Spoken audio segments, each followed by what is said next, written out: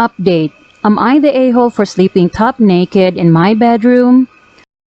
Am I the a-hole for telling a social worker the real reason my sister wants a foster kid?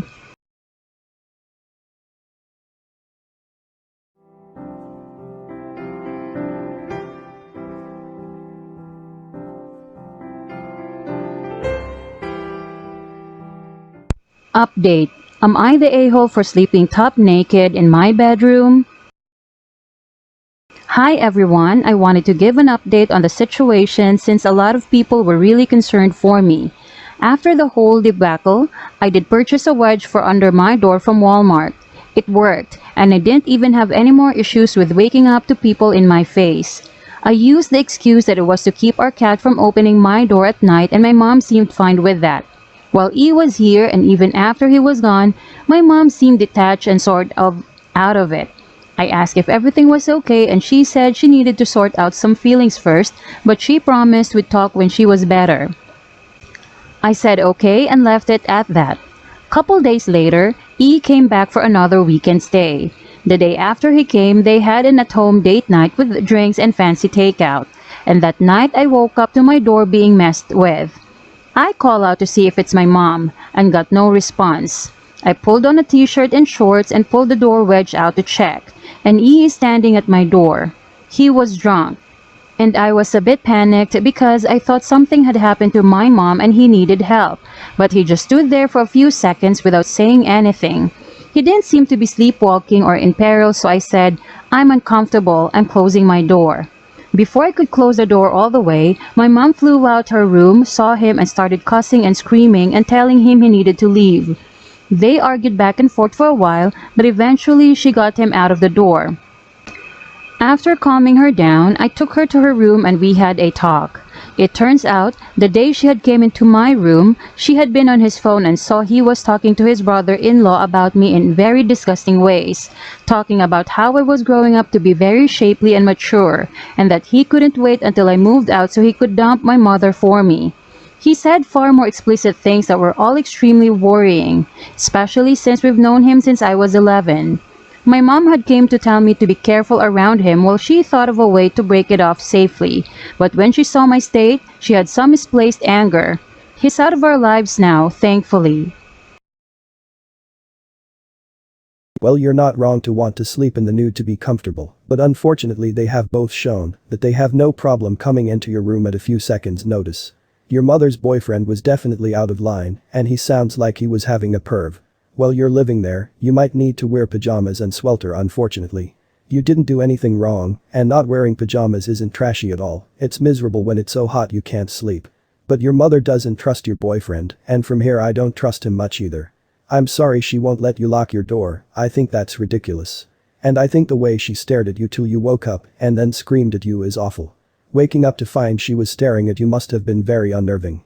I seriously hope it's not too long till you can get away from that environment. NTA. I told her I keep my door closed for a reason, and if she's worried about her boyfriend bothering me, that's more telling of her boyfriend, not me. You aren't being trashy, and you're allowed to be in whatever state of dress you want in your own room. When the door is closed, you should be able to reasonably expect privacy in your own home. If she can't trust her boyfriend not to barge into her teenage daughter's room in the morning when the door is closed, that's the real problem here. Screamed at me for 20 minutes telling me to put a shirt on and calling me a ruthless whore for sleeping without a shirt. I figured she was being ridiculous, but her boyfriend heard the commotion, ended up coming into the room to get her, without knocking mind you. He was kind of eyeing me and told me my mom was right and I need to sleep with clothes on. This is all majorly concerning to me. If your mom has been screaming at you, mentioning you not wearing clothes, and calling you a WHRE for being topless while her BF is there, why is he barging in? Can he not hear exactly what she's yelling about, namely, you being in a state of undress, and he came in anyways and was eyeing you? Nah. I don't want to make any assumptions, generalizations or accusations, but I'm worried for you, girly. If you can't get a lock, I'd recommend picking up a cheap doors top that you can use on your side of the door to block it shut. Then you have privacy without any damage to the door or installation of a new knob. NTA. I grew up in Nick, and I know how notoriously hot the summers are even without a fucking radiator, and how shitty apartments are, and how vermin and bugs get in the way of fucking everything. Sometimes literally the only way to get comfortable is to be naked. And it's not like you need all that to justify being naked in the privacy of your own room. Your mom and her creepy ass boyfriend need to butt out of your shit. SMH. And fuck the creepers who are also messaging you. I'm sorry you have to deal with assholes Erlen on Reddit. NTA. This reminds me of my own similar experience. I lived on the bottom floor, and the windows were all broken, and the room turned into a hotbox at night, so 14 years old me decided to solve the problem by sleeping fully naked. My door didn't lock, but I closed it shut every night and told my parents about my, sleeping arrangements and asked them to knock before they come in. My dad rolled his eyes and did the exact opposite and got an eyeful at 6:30 a.m. He never came in my room without knocking again lol. NTA at all, but also you said you sleep in a loft bed. I had a loft bed for a long time, and my parents usually couldn't even tell when I was up there. So how in the world is what you wear don't wear a concern when you're sleeping 7 or 8 feet above the ground? How could she even see that you were naked without climbing up and checking herself? You're 18 and an adult. If you can, I'd say look into a manual lock, like one of the slidey ones in public restrooms, that you could install. Your mom also needs to leave the creepy boyfriend if he's ogling you and can't be expected to stay out of your room while you're sleeping. Sorry you're going through this though, and I hope it gets resolved soon. NTA, if you were walking around the apartment topless that's one thing. But you were in your personal space. Your mother could also offer to switch bedrooms and then you wouldn't be so hot. I doubt it would happen, but just saying it could be a solution.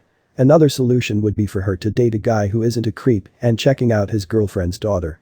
Also, why was she staring at you while you're sleeping? That says a lot about both of them. Your mother also sounds a bit jealous of your chest. My daughter is 15 and absolutely hates to sleep with a top on. She sleeps behind a closed door and covers before coming out of the room. I have no issues with this. NTA, I truly don't understand how you sleep with a bra on though. Her boyfriend is a fucking creep. I bet he heard what the argument was about and came in to get a peek. There's no excuse for him eyeing you naked. That's disgusting. Anyone who has any decency would have left the room as soon as he realized you were naked.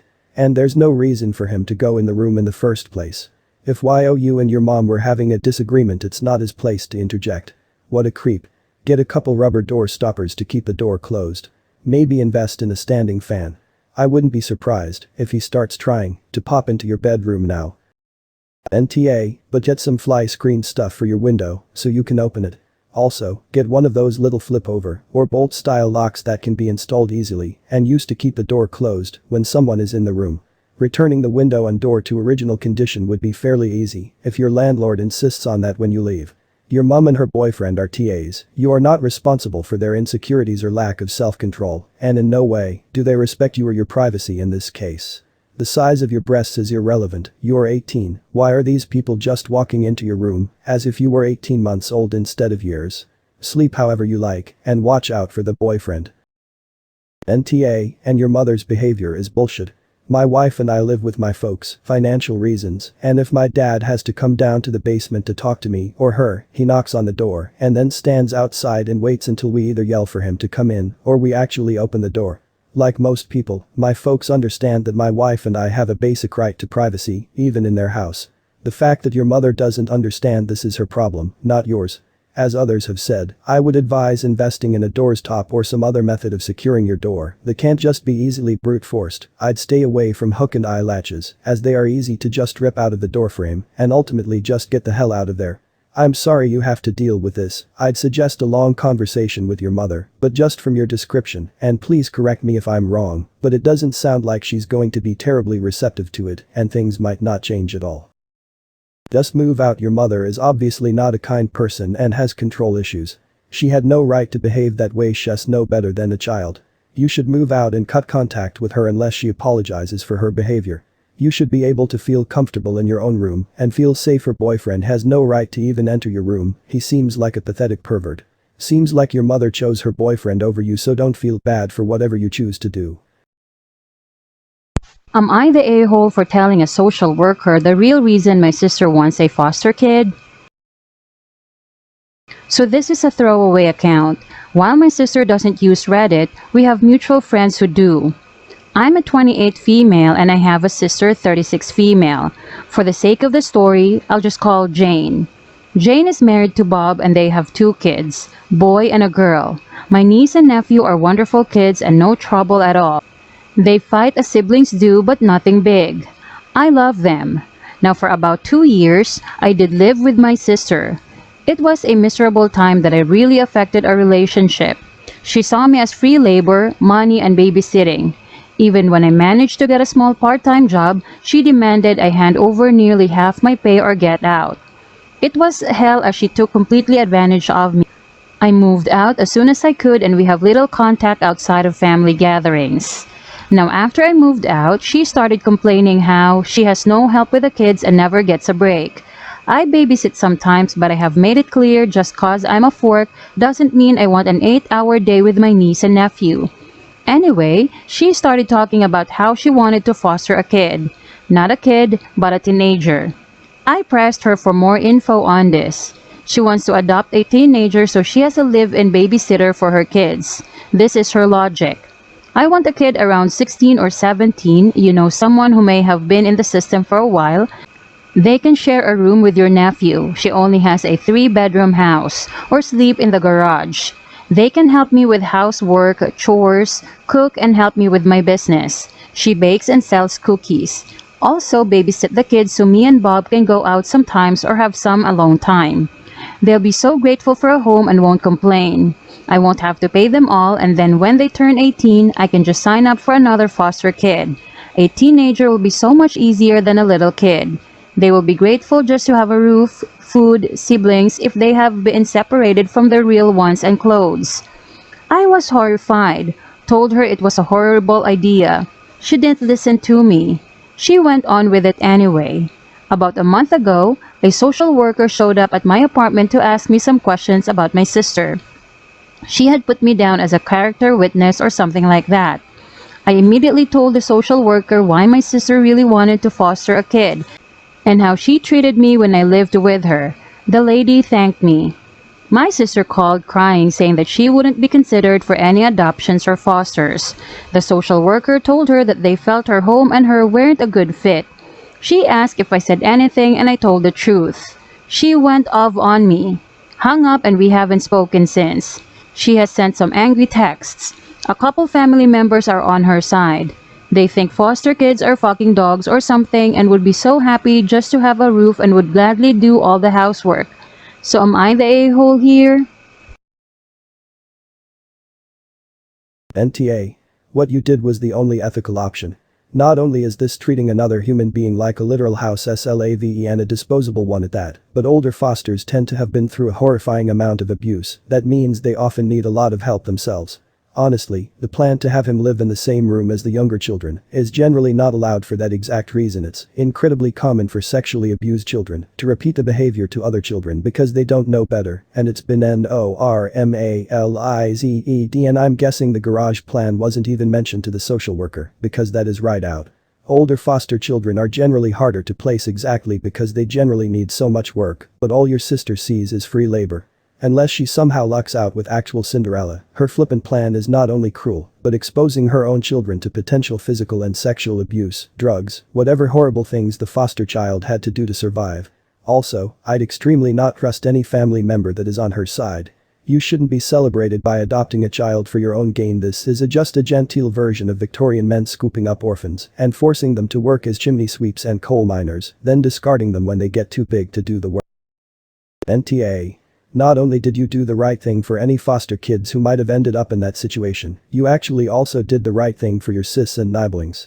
There are some amazing, wonderful, awesome kids in the foster system, and there are also a lot of really badly damaged kids that need a lot of love, counseling and time before they'd be a person you'd want to entrust babysitting to. Your sis could have received one of the rare ones who's a perfect, caring angel from a loving home who's just been recently orphaned and so grateful that she has a new home, that she happily scrubs the floors and does whatever chores are asked. Or, and more likely, she could get a kid who was badly abused by first her parents, then a series of foster families and other foster kids, who has extensive psychological issues from this, and who brings drugs and other crime into the house all while abusing your young niece and nephew, and being just generally horrible to be around. These kids need love, patience and treatment that your sis was obviously not prepared to give, so it would have been an awful situation for everybody. NTA. Personally, I would question her ethics as a parent and how she perceives her biological children as well. Does she only see them as a burden? What will happen to them when they are old enough to take on chores? Will they be inundated with unpaid labor? When they get a job, will they be expected to turn in all their wages? Does she actually care for these children? One form of abuse is neglect, and if these children are being deprived of love, affection, care, attention, then that can constitute abuse.